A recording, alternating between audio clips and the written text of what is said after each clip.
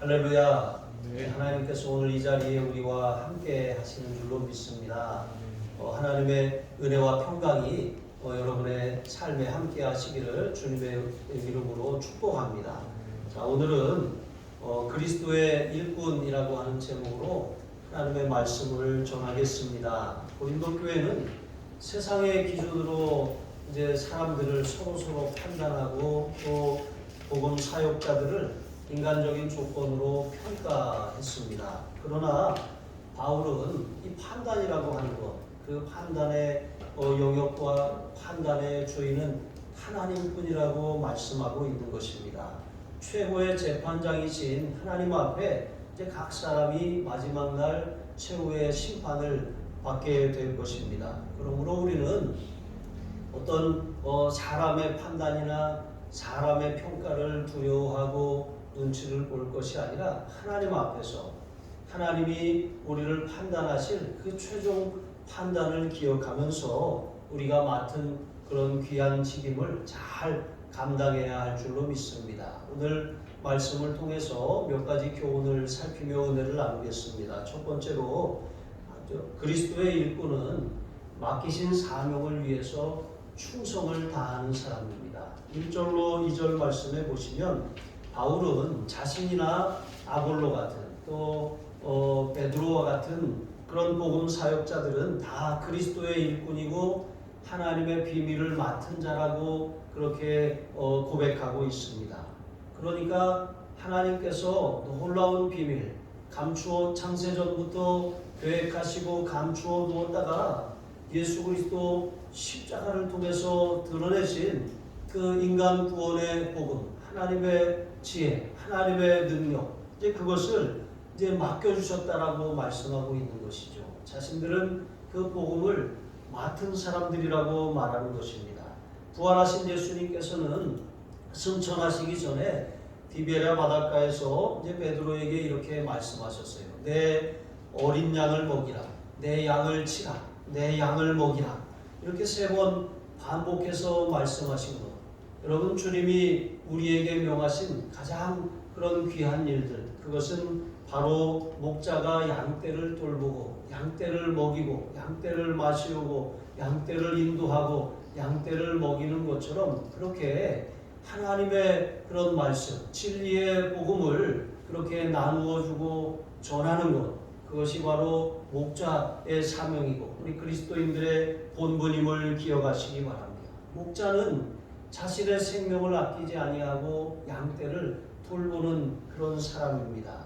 우리가 하나님의 말씀을 가지고 우리가 은혜 받은 것 다른 사람들에게 간증하고 또 내가 만난 예수님을 증거하고 또 복음을 전함으로 하나님의 나라가 세워지게 하고 하나님께로 방황하는 사람들이 돌아오는 그런 도구로 우리가 쓰임받게 되는 것이죠. 하나님의 진리는 세상의 지식과 달라요. 그래서 세상의 지혜, 인간의 지혜로 하나님의 그런 구원의 지혜와 능력을 알 수가 없어요. 당시에 예수님 이 십자가 지시고 죽으시고 부활하시고 승천하시고 하늘 보좌 우편에 오르셨는데 그 예수님께서 이 땅에서 이루신 그 놀라운 하나님의 구원의 행위를 그 행동을 전하기 위해서 제자들이 부름을 받고 또 그들이 성령의 권능을 받았어요. 그런데 그들이 나가서 전하는 예수 그리스도 십자가 복음을 들을 때 사람들은 그것을 미련하고 어리석은 것이라고 여겼습니다. 쉽게 받아들이지 않았습니다. 그러나 하나님의 나라는 말에 있지 않고 능력이 있는 것처럼 그들이 전하는 복음에 하나님께서 그런 기사와 표적으로 함께 역사하심으로 말미암아 저들의 말이 어떤 사람의 지혜가 아니라 하늘로부터 온 그런 이 지혜라고 하는 사실을 깨닫고 많은 사람들이 하나님께로 돌아오게 된 것이죠.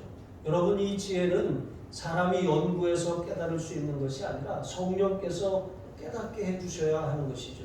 여러분, 어떤 사람은 이 기독교인들을 이 땅의 교회를 없애려고 성경을 공부하고 한국 교회사를 공부하고 세계 교회사와 종교개혁을 공부하다가 회심한 그런 분이 있더라고요. 근데 그분이 이제 종자연이라고 하는 것을 만들어서 기독교를 이 땅에서 완전히 뿌리 뽑아야겠다. 또 그런 차별금지법이라든가 이런 이것들을 법제화해서 아주 기독교인들이 이런 공적인 영역에서 발을 붙이지 못하게 만들어야 되겠다. 이렇게 연구하던 사람이 그러려면 기독교를 잘 알아야 되지 않겠냐 하면서 성경을 읽기 시작했어요. 교회사를 연구하고 종교개혁사를 연구하다가 예수님을 만난 것입니다. 이게 성령께서 하신 일이에요. 인간적인 생각으로는 내가 이런 사람의 지식과 어떤 학자적인 그런 이 견해를 가지고 성경을 파고 기독교의 역사를 팠는데 그것을 그렇게 연구하는 가운데 성령께서 역사하여 주셔서 이 놀라운 그런 그 기독교 역사가 하나님의 성령께서 역사하신 놀라운 기록이라고 하는 사실을 깨닫게 된 것입니다. 여러분, 오늘을 사는 우리도 하나님의 말씀을 어떤 사람의 지혜와 능력으로 그것을 이해하려고 하면 알 수가 없는 것이죠. 아무리 주석을 갖다 놓고 또 설명을 인터넷에서 검색해서 본다고 할지라도 머리로는 아는데 그게 어떻다는 거야. 그것을 인간의 지혜와 지식의 수준에서 받아들이지가 않아지는 것이죠. 그러나 성령님께 우리가 조명하여 주시고 스승이 되어 주셔서 우리에게 말씀하여 주시고 깨닫게 해주시기를 구하는 마음으로 우리가 말씀을 대하면 그 말씀이 은혜가 되는 거예요. 이해가 되는 것입니다. 머리로만 알던 그 말씀이 하나님의 지혜임을 마음으로 깨닫고 믿어지고 입으로 시인하고 아멘으로 고백하게 되는 줄로 믿습니다. 여러분, 복음을 전하는 복음을 맡은 자들도 마찬가지예요. 이게 하나님의 지혜이기 때문에 아무리 주석을 연구하고 공부를 한다고 그것을 바로 전할 수가 없는 거예요. 그렇게 연구해서 사람의 지식만으로 전하면 아무런 은혜가 없습니다. 아무런 변화도 없는 것입니다. 나에게 주시는 말씀으로 알고 성령님께 깨우쳐달라고 그렇게 간절히 사모하는 마음으로 말씀을 연구하고 기도할 때 성령께서 먼저 전하는 자에게 은혜를 주시는 거예요. 제가 은혜를 받지 못하면 제가 전하는 그런 말씀을 듣는 여러분이 은혜를 받을 수가 없는 거예요. 그래서 하나님, 말씀을 읽을 때 이것을 저에게 먼저 말씀하여 주시옵소서. 주석이 아니라 어떤 연구가 아니라 사람의 지식이 아니라 성령께서 스승이 되어 주셔서 깨닫게 하여 주시옵소서, 그렇게 구하는 것입니다. 그래서 이렇게 하나님 앞에 아주 신실하게 최선을 다해서 말씀을 연구하고 그것으로 다 했다라고 하는 것이 아니라 기도하는 거예요. 성령님 깨닫게 해주시기를, 은혜를 덮어주시기를 기도하는 것입니다. 여러분, 이러한 일들을 바울과 아볼로와 또 게바가 계속해서 행하면서 복음을 전하고 주님의 몸된 교회를 일으켜 세운 줄로 믿습니다. 이렇게 그들이 최선을 다해서 수고했는데 맡은 자들에게 구할 것은 충성이니라 말씀하고 있는 것처럼 때로는 언변이 좀 부족하고 때로는 세상적인 지혜와 지식을 갖추지 못했어도 정말 하나님의 말씀을 최선을 다해서 연구하고 기도하며 은혜를 구할 때 하나님께서 깨우쳐 주시는 그런 진리를 믿음으로 받아서 그것을 전하였다라고 말하고 있는 것입니다. 여러분, 우리가 다른 사람에게 복음을 전할 때도 마찬가지예요. 저는 말주변이 없는데요. 저는 배운 게 조금 부족한데요. 저 사람은 저보다 많이 배웠고 저 사람은 저보다 똑똑하고 많은 사회적인 그런 경험과 지위를 가지고 있는데요. 이런 이 생각을 하면서 주저하는 거예요. 여러분, 제가 부목사로 있을 때 제가 맡은 교구에 하나님이 다양한 사람들을 만나는 그런 복을 주셨어요.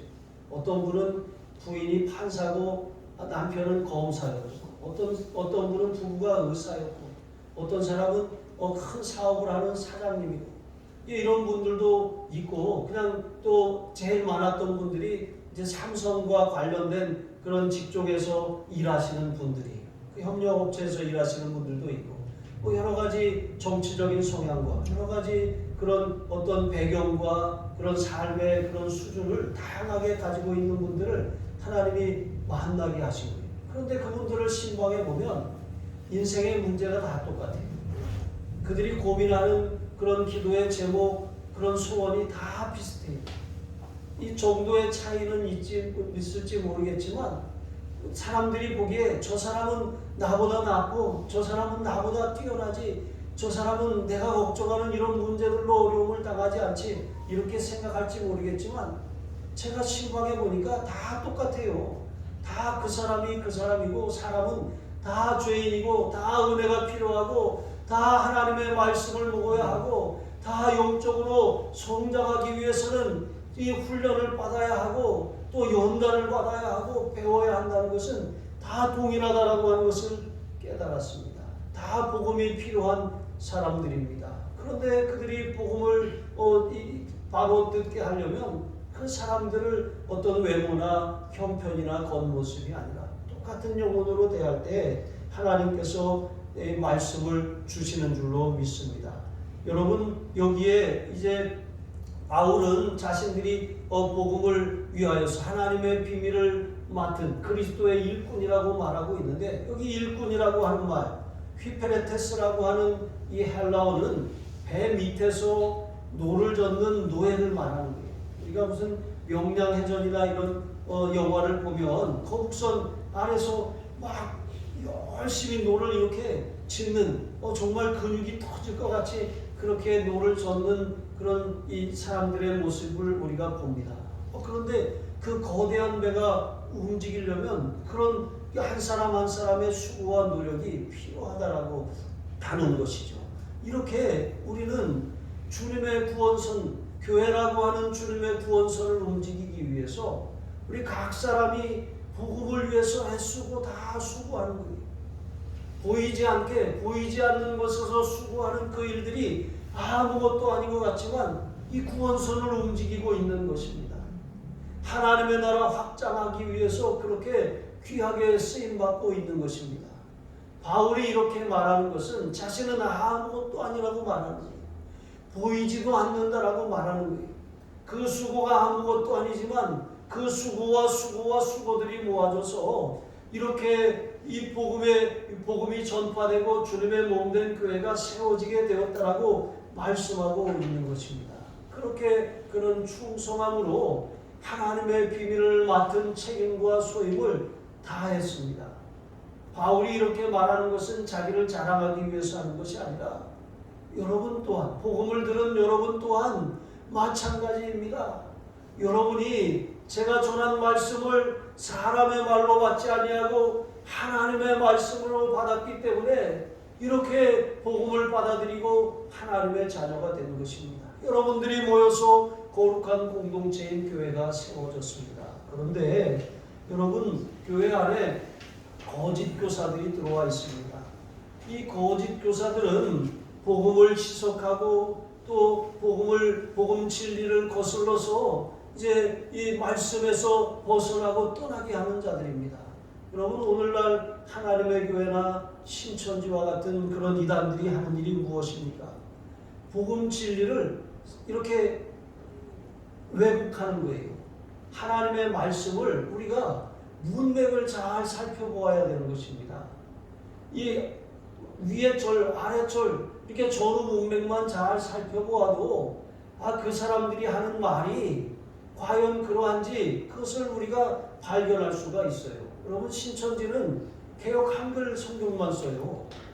개역 한글의 번역상에 여러 오류가 많이 있었습니다. 그래서 개역 개정판에는 이제 그 본문이 한국 그런 국어 문법에 맞게 잘 그렇게 표기가 그렇게 수정이 되었습니다.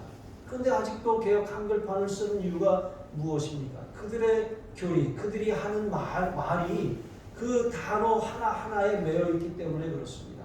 그런데 그 단어가 이런 신천지와 같은 그런 오욕을 그렇게 불러올 수 있기 때문에 전체적인 문맥에 맞게 매끄럽게 다시 그렇게 번역을 한 거예요. 그 내용을 잘 읽어보면 우리가 그 말이 이 거짓이라고 하는 것, 복음을 잘못 해석한 것이라고 하는 것을 금방 이해할 수가 있어요. 그래서 여러분 세번역 성경이라든가 우리말 성경이라든가 어린이 성경 같은 것을 하나씩 가지고 계시면 그 성경을 이렇게 그 본문을 읽어보면 그 문맥을 쉽게 더 표현을 해 놓았습니다. 그것을 읽어보면 그 사람이 하는 말이 그 뜻이 아니구나. 이 한국어 문법도 제대로 모르는구나. 글을 잘못 배웠구나 하는 것을 금방 파악할 수가 있게 되는 것입니다. 여러분 이런 거짓 교사들의 유혹이 이 초대교회 당시 고린도 교회에도 있었다라고 하는 것입니다. 그래서 그들은 바울의 사도성을 의심하게 만들었습니다. 바울이 사도라고 하는 것을 의심하게 만들어 놓으니까 그가 전하는 복음 진리도 이 진리가 아니다라고 그렇게 틀어서 흔들 수가 있게 된 것입니다. 그렇게 흔들어 놓는 사람들의 역사도 있었고 또 그렇게 흔들리다 보니까 또 사람들이 그렇게 그래 듣고 보니까 바울보다는 아볼로가 좀 뛰어나지. 아니야. 아볼로도 아볼로지만 게바에게 더 권위가 있어. 그가 예수님의 수제자였지 않아? 하면서 그렇게 서로 편을 가르고 줄을 서고 자기 세력을 이렇게 막 키워나갔던 거예요. 그런데 조금 전에 제가 말씀을 드렸던 것처럼 이 바울이 정말 하나님의 일꾼이 되었다라고 하는 것, 그 일꾼은 배 밑에서 보이지 않게 열심히 노를 젓는 그런 노예 중에 한 사람과 같다라고 하는 거예요. 사람은 아무것도 아닌데 왜 사람을 추종하고 왜 사람을 내세우고 사람을 자랑하고 사람을 판단하고 사람을 평가하냐고 말하고 있는 것입니다. 여러분 오히려 우리는 사람이 부족하다라고 하는 것을 알고 그 부족함이 보이면 그 부족함을 본 사람이 그것을 채워주는 거예요. 복음을 맡은 사역자나 그것을 통해서 양육을 받는 성도들이나 마찬가지라고 하는 것입니다. 완벽한 사람이 없습니다. 완벽한 목회자도 없습니다. 완벽한 교회도 없습니다. 완벽한 교회를 찾아다닌다면 아마 이 세상 어디를 가도 그런 교회는 찾지 못할 것입니다. 여러분 우리의 삶이 정말 각각 은사를 받은 대로 각자에게 주신 사명을 따라서 서로 연합하라고 하나님이 한 교회 안에 우리를 두신 거예요. 머리는 그리스도십니다. 우리는 이 머리 대신 그리스도 안에 붙어있는 지체인 것이죠. 어떤 사람은 손의 역할을 하고 어떤 사람은 눈의 역할을 하고 어떤 사람은 발의 역할을 하는 거예요. 제가 눈이 잘 안 보여가지고 안경점에 갔어요. 그래서 시력 검사를 다시 받았는데 그 도수가 이렇게 2단계를 더 높여야 된다는 거예요. 그래서 이거 어떡하지? 그래서 안경을 맞췄어요. 안경을 맞췄는데 원거리가 잘 보이더라고요. 근데 원거리가 잘 보이니까 밑에를 보니까 성경이 안 보이는 거예요. 그래서 어느 날 성경을 읽는데 안 보이는 거예요. 큰일 났다. 이게 노안이 아주 심하게 왔나 보구나. 그래서 제가 이제 아시는 권사님 안경점에 다시 갔어요. 권사님 사실은 이래서 제가 이렇게 안경을 다른 데서 새로 맞췄는데 이게 불편해서 쓸 수가 없다고. 그랬더니 권사님이 시력 검사를 다시 해보세요. 그러니까 다시 검사를 했더니 이게 시력이 떨어진 게 아니라 노안이 왔는데 이게 근육이 약해져서 그렇게 됐다는 거예요. 그러면서 운동을 가르쳐 주시더라고요. 그랬더니 어렸을 때 목사님 도리도리 잼잼 해보셨죠? 그래서 네. 그랬더니 저 따라 해보세요. 도리도리 계속 이렇게 도리도리를 시키시더라고요. 그래서 도리도리를 계속 했어요. 그래서 한 5분 정도 이렇게 했는데 그러고 나서 다시 이제 원래 쓰던 안경을 가지고 다시 이렇게 보세요 했더니 보이더라고요. 너무 신기한 거예요. 그러면서 권사님이 그러시더라고요. 우리가 이렇게 고개를 이쪽으로 돌리면 눈은 반대쪽을 바라보려고 하는 경향이 있대요. 그러니까 자동적으로 고개를 흔들면 눈 운동이 되는 거예요. 그럼 눈에 약해진 근육들이 다시 활성화되고 혈액순환이 되면서 보이게 된다는 거죠. 그러면서 매일매일 하루에 5분 이상 도리도리를 하라 그러더라고요. 애미야 이렇게 옛날에 할머니들이 그랬던 것처럼 도리도리 이렇게 하면서 이렇게 시력을 가야 되는 것입니다. 그런데 이렇게 우리가 이런 작은 것 하나 안 보여도 굉장히 불편하잖아요. 여러분 우리 몸에 어떤 사람은 눈의 역할을 하는데 그 사람에게 문제가 생기면 몸 전체가 문제가 생기는 거예요. 그러니까 왜 똑바로 못해? 너 왜 그 모양이야? 그렇게 할 게 아니라 우리는 다 한 몸에 어쩔 수 없이 붙어 있어요. 하나님이 정해주신 섭리고 운명이에요. 우리가 교회를 떠나지 않는 이상 우리는 한 몸이고 한 지체가 되었습니다. 손가락 하나가 아프면 온몸이 다 아픈 것 아니겠습니까? 그러니까 우리는 서로의 부족함을 채우고 서로의 연약함을 도와주고 서로 연합함으로 우리가 이 몸된 그리스도의 몸된 교회를 잘 그렇게 돌봐야 할 책임이 우리 모두에게 있는 것입니다. 여러분 각자가 맡겨주신 사명을 마치 배 안에서 노를 열심히 젓듯이 그렇게 잘 감당하시기를 주님의 이름으로 축복합니다. 그리고 두 번째로 그리스도의 일꾼은 어떤 사람들입니까? 사람의 판단보다 하나님의 판단, 하나님의 심판을 두려워할 줄 아는 사람들이에요. 3절로 5절 말씀에 보면 바울은 사람에게 판단을 받는 일이 매우 작은 일이라고 했습니다. 이게 무슨 말이냐면 나는 사람의 평가를 귀담아 듣지 않아. 그게 중요하지 않아. 하고 그렇게 말하는 아나무인으로 살겠다는 말이 아니에요. 사람들이 어떻게 판단하든지 우리가 정말 그 마음에 이 사람들이 판단이 아니라 하나님의 판단을 그것을 그렇게 기억하고 하나님 앞에서 사람들이 어떻게 보든 보지 않든 거기에 따라서 이렇게 흔들리는 사람이 아니라 하나님의 최종 판단이 있을 것을 기억하고 부끄러움 없이 그렇게 헌신하며 살겠다는 고백인 것입니다.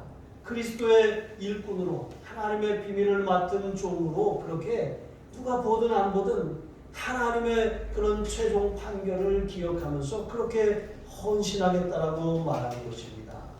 바울이 사도성을 의심받고 그가 전한 복음이 그렇게 이 의심을 받는 이런 상황에서도 낙심하거나 절망하지 않았습니다. 원망하거나 미워하지 않았습니다. 하나님께 맡기고 하나님이 아시지 하면서 그렇게 묵묵히 그렇게 걸어갔습니다. 바울이 이렇게 할 수 있었던 이유가 무엇입니까? 여러분 박종호 씨가 부른 하나님의 은혜라고 하는 복음성가가 있어요.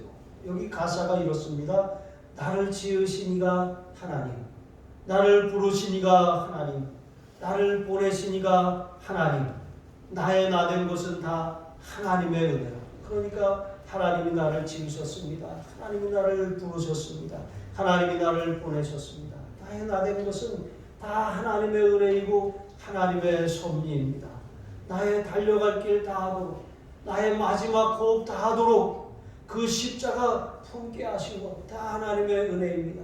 사명을 감당하게 하신 것 하나님의 은혜입니다. 여러분 우리가 흔들릴 때가 있어요. 나 같은 사람이 나 하나쯤이야. 여러분 이런 생각이 들 수 있습니다. 그러나 그렇지 않습니다. 하나님의 은혜로 하나님의 섭리와 하나님의 계획 가운데 우리가 지금 이 자리에 있는 것입니다. 모든 것이 하나님의 계획이고 섭리인 것입니다. 그것을 늘 기억하는 사람들은 하나님이 나를 세우셔서 하나님이 나를 쓰고 계셔 이런 마음을 가지고 흔들리지 않는 거예요. 여러분 제가 여러분을 어떤 직책에 임명한다고 할지라도 사람이 임명한 게 아니에요. 저를 통해서 하나님이 여러분을 구별하시고 그 일을 맡겨주신 것입니다. 그러므로 우리는 하나님이 나를 구별하시고 하나님이 나에게 이 일을 맡겨주셨지 않은 그런 책임감을 가지고 우리가 충성을 다해야 할 줄로 믿습니다. 세상의 어떤 비방이나 압력에도 굴복하지 않고 사람들이 나를 알아주거나 알아주지 않는다고 할지라도 하나님이 인정해 주시는 그 확신을 가지고 묵묵히 잘 감당해야 할 줄로 믿습니다. 가끔 이렇게 우리가 내비게이션이 있어서 길을 잘 찾아다니잖아요. 그런데 내비가 얼마나 잘 안내하는데 전에는 내비가 없을 때도 그 표지판이나 건물 그런 모양이나 이런 걸 보고 잘 찾아다니지 않았습니까? 저도 서울에서 이렇게 전에 이렇게 쌀 배달을 한 적이 있었거든요. 군대에 갔다 와가지고 그렇게 할 때 트럭에다가 쌀을 그렇게 잔뜩 싣고 그렇게 서울 시내를 뭐 강경북로 올림픽대로 그렇게 이렇게 그 대교들을 넘어서 여기저기 많이 다니고 그랬었어요. 그런데 그때는 서울 지리를 잘 알았거든요. 근데 지금은 서울에 가끔 가면 바보가 된 것 같아요. 어디가 어딘지 모르겠고 갔던 길인데도 어디로 가야 될지도 모르겠고 내비를 잘 똑바로 보고 있어야 되는데 그 내비를 놓치면 금방 길을 잃어버리고 엉뚱한 데로 돌아갈 때가 많이 있더라고요. 여러분, 그래서 가끔 그럴 때가 있어요. 여기는 어디고 나는 누군가? 그래서 이런 생각 가끔 하실 때 있잖아요. 이런 것처럼 우리가 신앙생활 할 때도 우리 인생의 내비게이션은 말씀이고 성령님입니다. 말씀의 인도를 잘 따라가고 성령님의 그런 이 인도에 순종하면 우리가 길을 잃어버리지 않아요. 그런데 우리가 기도하지 않고 하나님의 말씀을 가까이 하지 않으면 길을 잃어버려요. 그리고 나는 누구고 여기는 어딘가? 내가 여기 있어야 할 자리인가? 나는 여기에 필요한 존재인가? 이런 생각들로 막 혼란스러워지는 것입니다. 여러분, 영적으로 길을 잃어버리는 것입니다. 그러나 우리는 언제나 하나님의 부르심을 받았고 하나님이 나를 여기 세우셨고 하나님이 나를 이곳에 있게 하셨다라고 하는 그런 소명을 가지고 우리에게 맡겨주신 일들을 잘 감당해야 할 줄로 믿습니다. 그렇게 하나님만 바라보고 살아가는 사람들은 어떤 상황에서도 흔들리지 않아요. 사람이 나를 알아주던 알아주지 않던, 사람들이 나를 판단하건 내가 하면 더 잘하지 이렇게 말하던 또 이렇게 깎아내리던 상관없이 하나님 앞에서 내게 주신 분량대로 힘을 다해서 노를 젓는 심정으로 최선을 다해서 감당하게 되는 줄로 믿습니다. 여러분, 모든 사람들은 다 하나님 앞에 심판받을 날이 오는 것입니다. 여러분, 이것을 성경이라고, 죄송하지만 성경이라고 생각하지 마시고 이것이 저의 삶을 아주 상세하게 기록해둔 책이라고 여러분 그렇게 생각해 보세요. 여기에는 제가 태어나서 지금까지 지은 모든 죄, 마음에 스쳐간 생각, 제가 한 모든 그런 말과 모든 행위가 여기 낱낱이 다 기록되어 있습니다. 성경은 언젠가 이 책이 하나님 앞에 이렇게 펼쳐지고 여기 기록된 대로 제가 행한 대로 다 심판을 받게 될 것이라고 말씀하고 있습니다. 그런데 여기 문제가 있어요. 바로 이 책에 기록된 저의 죄가 문제입니다. 하나님은 저를 사랑하시지만 하나님은 공의로우신 분이에요. 사랑이 하나님이실 뿐만 아니라 공의로 심판하시는 하나님이셔요. 그래서 반드시 저의 죄를 심판하셔야만 하는데 이 저에게 문제가 있는 것입니다. 하나님께서는 이 문제를 해결하시기 위해서 그의 사랑하시는 아들 예수 그리스도를 이 땅에 보내주셨습니다.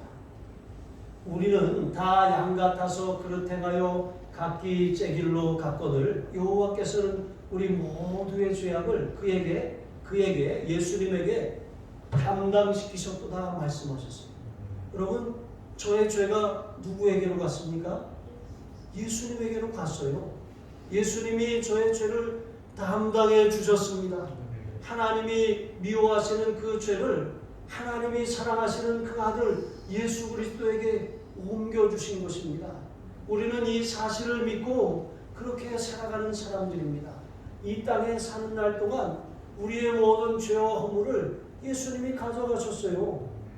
우리를 죄의 심판에서 멸망에서 지옥 경벌에서 우리를 건져주셨습니다. 다만 한번 목욕한 사람은 이제 마치 손을 씻는 것처럼 우리 삶에서 순종하지 못하고 때로는 하나님 말씀대로 살지 못하고 죄 지은 그런 것들을 성령께서 생각나게 하실 때 이제 자백하고 버리고 주님의 보혈을 의지해서 씻으면 되는 것입니다.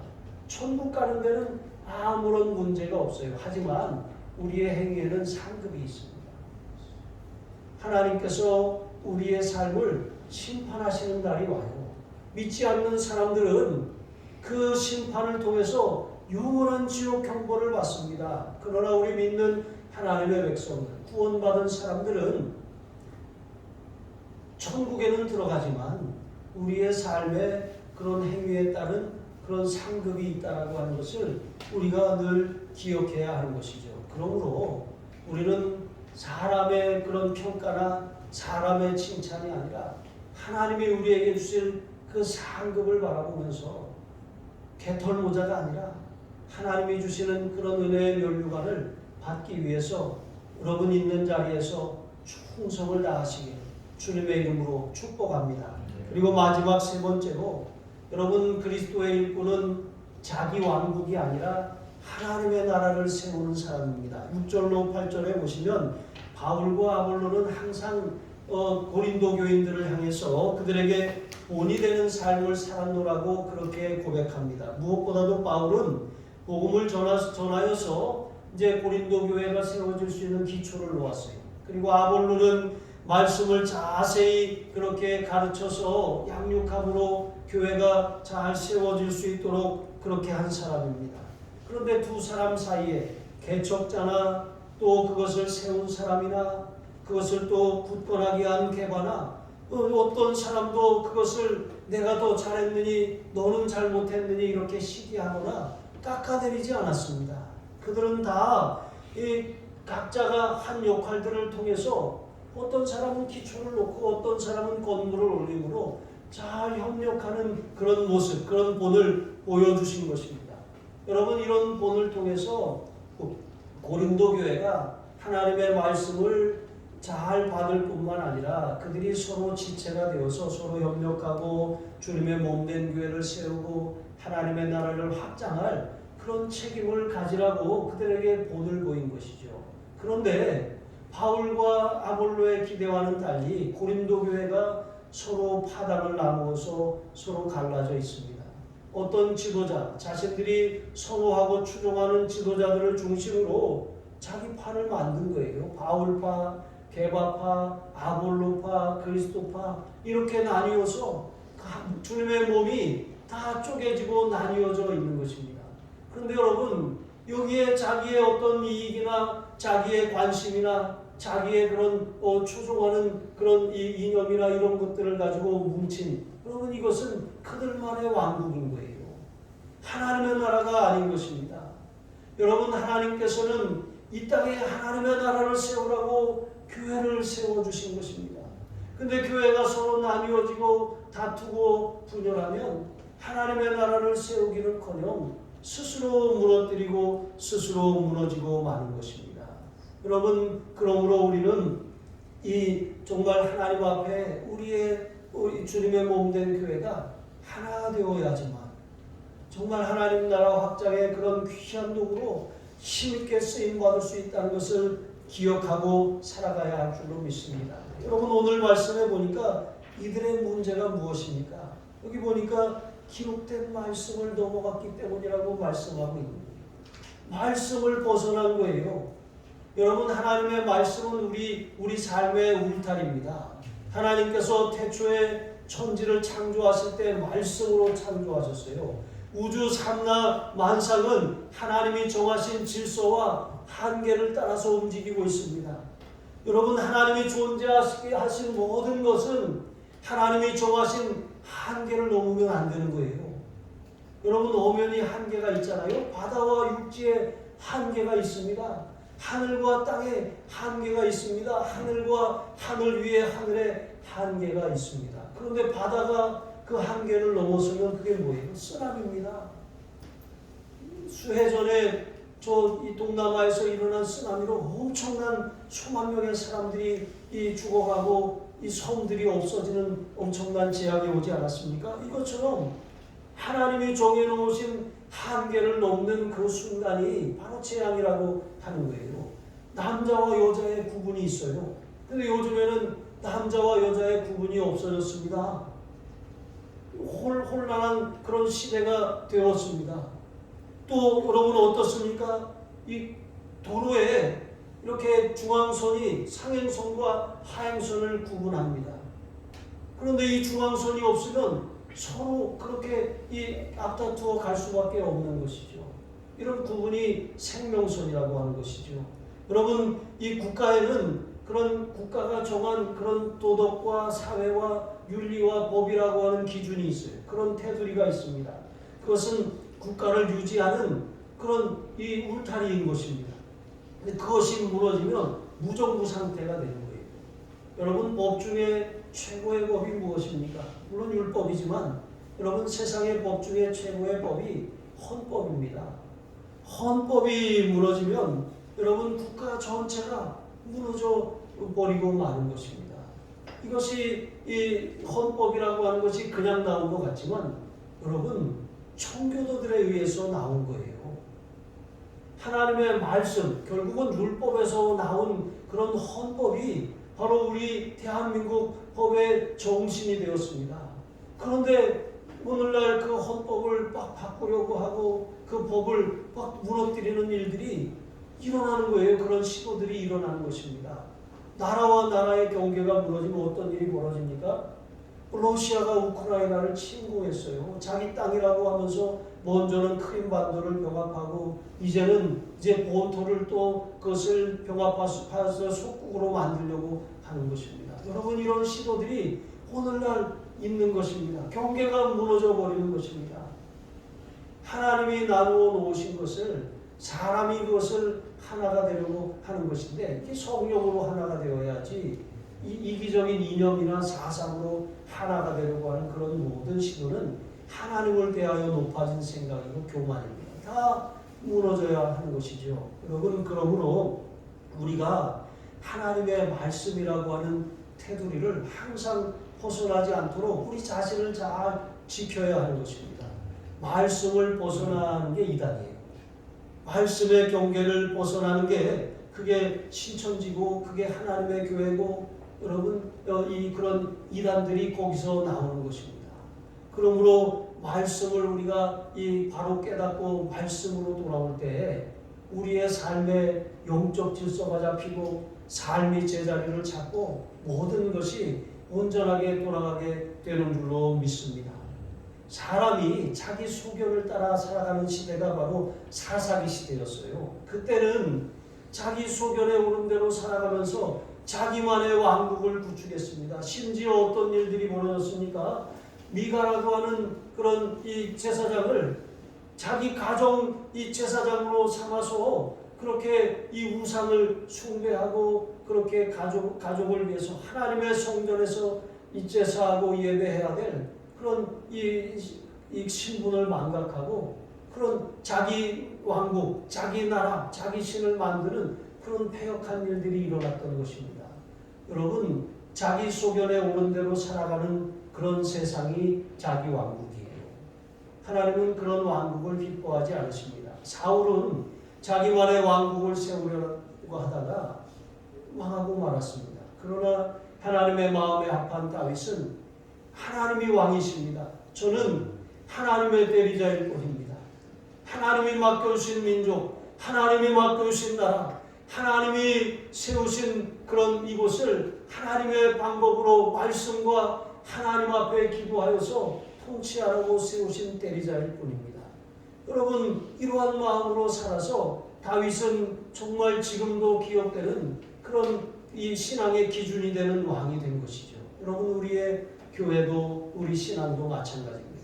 내 뜻, 내 소견, 내 생각대로 살아가는 삶은 나만의 왕국을 구축하는 거예요. 그러나 하나님의 말씀대로 살아가는 삶, 그것은 우리가 어떤 우리의 세를 불리고 우리의 세력을 형성하고 우리만의 그런 당을 짓는 모습이 아니라 그리스도의 몸된 교회를 위해서 마치 배 밑에서 노젓는 그런 이 노예와 같이 그런 이 이름도 없이 빛도 없이 배를 움직이기 위해서 헌신했던 그 한 사람과 같이 주님의 몸을 세우기 위해서 이름도 없이 빛도 없이 자기를 부인하고 자기 십자가를 지고 주님을 따라가는 사람들, 그들로 인해서 하나님의 나라가 확장되고 주님의 왕국이 이 땅에 세워지는 줄로 믿습니다. 여러분, 바다가 바다일 수 있는 것은 3%의 염분 때문에 그래요. 3% 아무것도 아닌 것 같지만 여러분, 이 3%의 염분이 바다가 제 기능을 할 수 있게 하는 거예요. 오늘날 전에는 기독교 인구가 4분의 1이라고 말했지만 오늘날은 기독교인을 아주 찾아볼 수 없을 정도로 기독교인이라고 말하는 것이 부끄러운 그런 시대가 되고 말았어요. 그런데 그렇다고 우리가 걱정할 것이 아닙니다. 3%만 나왔다고 할지라도 여러분, 우리는 25%에서 3%가 되고 그것 때문에 염려하고 걱정할 것이 아니라 우리가 소금으로서 빛으로 우리의 그런 사명을, 자기를 부인하고 자기 십자가를 지고 주님을 따라가기 시작할 때 우리가 서 있는 그 자리에 하나님의 나라가 세워집니다. 하나님의 나라가 확장되고 하나님의 영광을 받으십니다. 그곳이 예배하는 자리가 되고 하나님이 임재하시는 하나님의 왕국이 될 수 있는 것입니다. 여러분, 그와 같이 그리스도의 일꾼이 되어서 정말 나만의 왕국이 아니라 하나님의 왕국을 세우는 하나님의 사람들, 사람의 눈치를 보고 사람의 판단을 두려워하는 것이 아니라 하나님의 판단을 우리가 참으로 두려워하며 하나님 앞에 신실하게 충성을 다하고 맡기신 사명, 이름도 없이 빛도 없이 끝까지 잘 감당하시기를 주님의 이름으로 축복합니다. 기도하시겠습니다. 하나님 아버지, 감사합니다. 하나님의 비밀을 맡은 그리스도의 일꾼으로 살기 원합니다. 맡기신 사명을 힘써 감당하되 사람의 판단이 아니라 하나님 앞에 설 것을 기억하며 끝까지 충성을 다하게 하여 주시옵소서. 자기를 부인하고 자기 십자가를 지고 주님을 따라가는 성도들로 말미암아 하나님의 나라가 확장되게 하여 주옵소서. 자기 왕국이 아니라 하나님의 왕국이 세워지게 하여 주시옵소서. 감사하며 축복하며 예수님의 이름으로 기도합니다. 아멘.